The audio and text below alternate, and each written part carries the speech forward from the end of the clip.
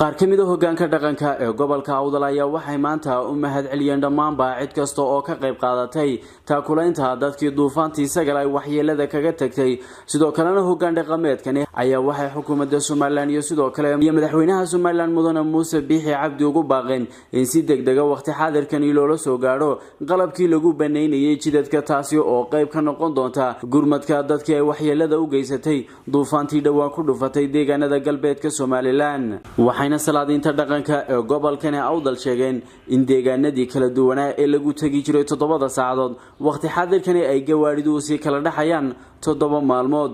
iyagoo arrimahaasi arrimo kale ka hadlayana waxay sheegeen dadweynihii ay ku dhacday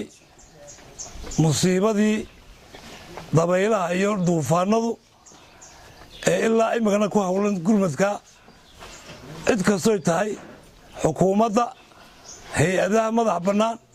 iyo dadweynaha shacabkaba waanu mahadnaqanaa waxa kale oo doonaynaa maanta halkan u baahannahay in xukuumadda Soomaaliland ay noo soo dirto cagafyada kantarbiilarka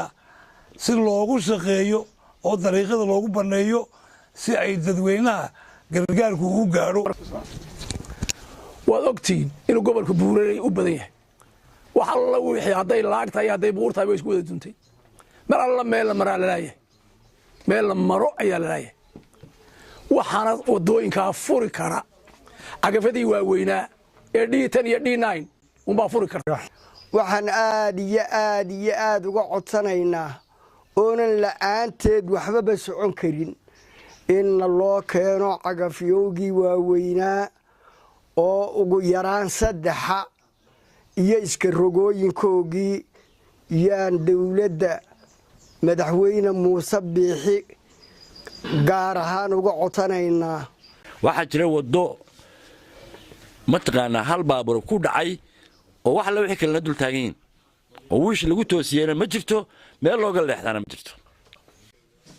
laakiin waxa weeyaan xaqiiqada marka loo soo noqdo haddaanan wadooyin la helin oo ay isgaarsiin jirin wax la wax umada loo qaban karaa ma jirto cid kastoo wax ka qayb qaatay aad baan ugu mahadnaqaynaa waxa weeye iyaga xukuumad ahaan waxa weeye dadkii ay xukumayeen bay ahaayeen aad iyo aad bay ugu mahadsan yihiin degdeg iyo ugu tageen laakiin waxa weeye waxa maanta taagani waa jidadkii oo 3 jida oo sala sheegay kaabaki ka dhaadhacaya bariga ka dhexda ku jira xeer ka dhaadhacaya ka quljeed boon ka dhaadhacayo ama xareedba ka wareegaya wadooyinka caynkaas weey wadooyinkii sidii bay u xidhan runtii intii cirka ka tagtay ma helicopterka ku tagtay inta kale laan gurusolo ay ku tagayso iyo dhowr laan gurusol baa la isku dariyo saas la isku kaashanayay way dhaqaaq waayeen boqolkiiba konton oo ka yarba ayaa la gaarsiiyay inta kale wala gaarsiin karo waxa loo gaarsiin karo wadooyinkii way meeshii banaan ahayd doox bay isku bedeshay meeshii dooxayd hore doox wahay oo say wax noqdeen wada arkaysan taas waxay noqotay markaa in bulldozers runtii loo baahdo sida loo soo sheegay oo diiriyo soo sheegay salaadintu soo sheegtay oo diiriyo ku gudida magarasta taakulaynta gobolka kamid soo sheegay salaadintii hore soo sheegtay waxa weeye week bay imika baabuurtii reeyay dhexda joogan marka waxaan codsanaynaa inuu hadalka soo gunaanaday waxaan codsanaynaa oo in xasuusinaynaa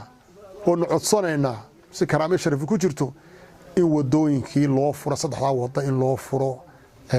magaalada dhulkii baa magarasa ma ka dhacday masiibada qaran ka dhacday